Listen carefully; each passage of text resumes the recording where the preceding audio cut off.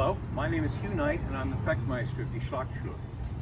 In this video we're going to continue the series of very basic instruction in the longsword, and specifically what we're going to look at tonight is Pell work. Now, in period, a Pell was just a stick in the ground, a straight stick in the ground, a sapling, something like that. My experience has been that spending many years working on beating a Pell really hard for living history combat type reenactment, I damaged my joints very badly. And as a result, we've come up with this new Pell design, okay? Which is basically a 4x4 with tires on it to give it more of a human body shape. The rubber gives a little bit, and so it's not as damaging to your joints when you beat on it repeatedly and constantly. The other thing we want to talk about is the weapon that I'm going to be practicing with. This is called a waster. It's called that because it's intended to be wasted. They were just sticks meant to be broken.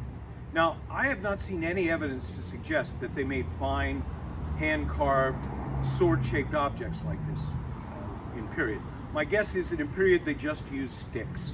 But we get these from a company named Purple Heart, and they're made out of really good hickory that holds up very well to a lot of abuse. So we find them very good for any exercises where there's a lot of clapping together of weapons constantly, right? So that's what we're going to use. So we're going to break this instruction down into a first step and a second step, and we're going to make it more complex from there as we go along. We're not going to get to the very full level that most of my students do, most of my more advanced students do every night. This is again aimed at the beginners, all right? So let's begin with that. All right, so in the last programs that we did, you saw about how to throw the Zornhau, the Oberhau from the right with the long edge.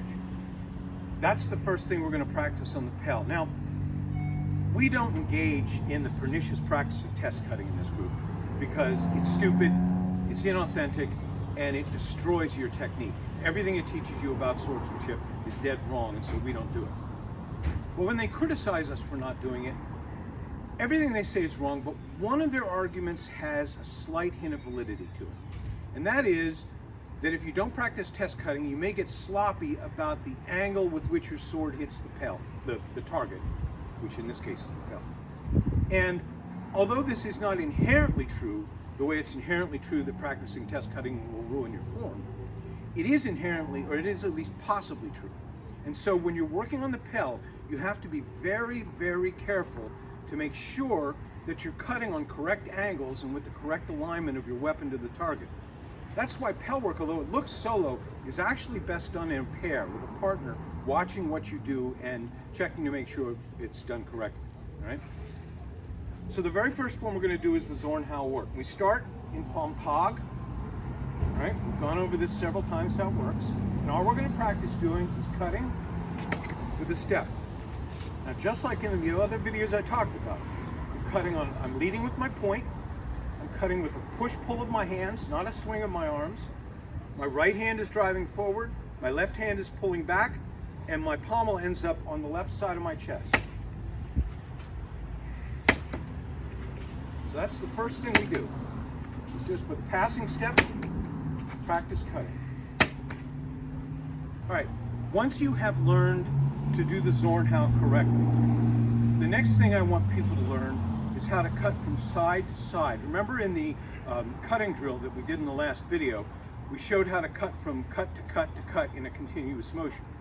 Well, we're going to do the same thing here, and we're going to do it in 2 steps. And this is how we're teaching novices. So instead of using the balance stance, we're going to work from a horizontal stance.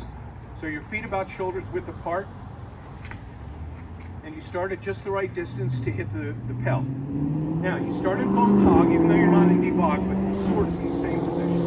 And you cut with a Zornhau. Then you come back over your left shoulder and cut with the left Zornhau. Right Zornhau, left Zornhau. Forehand, backhand. Forehand, backhand. And what you're trying to learn here is to cut with just your hands. Notice I'm not picking my arms up. I'm just bringing the sword back and cutting. Bringing the sword back and cutting. So this pommel stays right in front of my face all the time and protects me while I'm doing it. So the last piece we're going to work on tonight is what we just did before, but we're going to add footwork. And the footwork we're going to use is sort of a modified triangle step. And I'm going to show you that first without cutting. So I begin facing my target. And I'm going to triangle step to this side and cut. Then I'm going to triangle step to this side and cut. And every time I step, what I'm trying to do is just go side to side on an even line. I don't want to get closer each time. I want to stay the same distance away from the Pell each time. So I cut and I cut. And I'm not getting any closer or farther away. I'm just learning to coordinate my hands with my feet as I step. And that's enough for tonight. Thank you.